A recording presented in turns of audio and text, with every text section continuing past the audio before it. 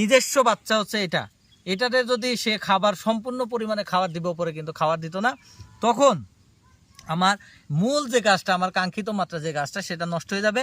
সবচেয়ে গুরুত্বপূর্ণ খেয়াল রাখতে হবে যে আমার কলমটা কোথায় হয়েছে। এখানে কলমটা আমি কোথায় করছি, আমার কলমটা কিন্তু এই যে এখানে হয়েছে, আমার গ্রাফটিংটা এখানে হয়েছে, কিন্তু আমার এখানে এই যে বীজের যে গাছ নিচে যে সায়ন থেকে যেটা উঠছে, এটা তো আমার ওপরে কলম, আর নিচে যেটা উঠছে এটা তো আর বীজাত।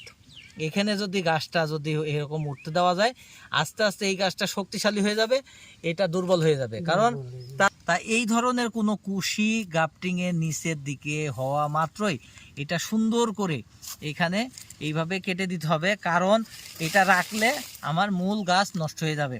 আর এটা তো তার নিজের বাচ্চা, তাহলে খাদ্যটা তারে বেশি দিবে, এটা সৎ বাচ্চারে তো দিবে না। যাই হোক, সবাই খেয়াল রাখবেন, আপনারা যারাই বাগান করছেন, যাদের ছাদে গাছ আছে, নিজের বাড়িতে আঙিনাতে যাদের গাছ আছে, নতুন গাছ, আপনার গ্রাফটিং যেখানে করবেন সেখান থেকে তার নিচ থেকে কোনো ধরনের শাখা পোশাকা কোনো কিছু রাখা যাবে না। ধন্যবাদ, সবাই ভালো থাকবেন।